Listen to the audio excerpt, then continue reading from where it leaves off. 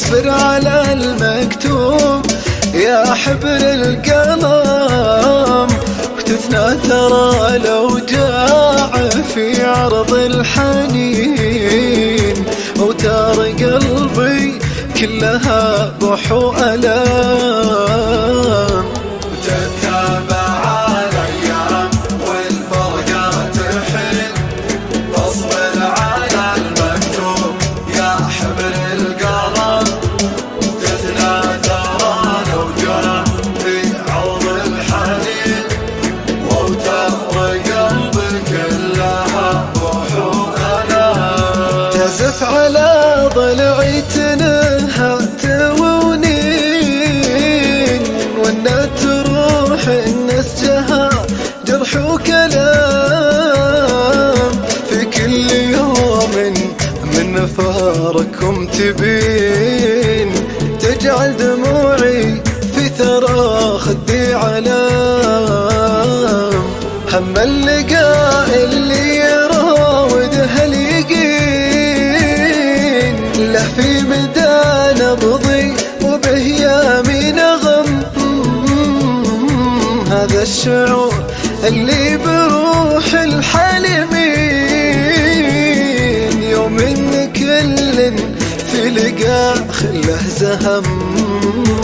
هذه المحبة يا دهات العاشقين، ما غير أنا المغرم قلبي ما سلم،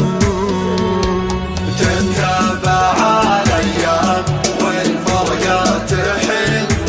فاصبر على المكتوب يا حبر القلم،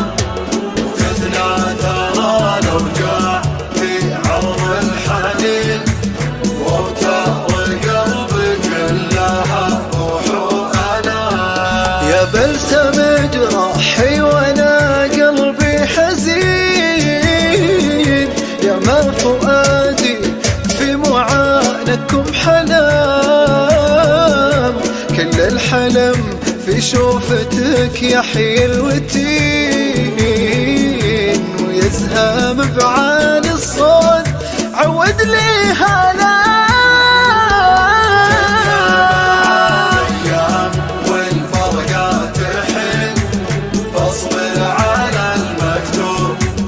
حبر القلم، تثنى ثرى الأوجاع في خالد وده يتعلم الشعر النبطي،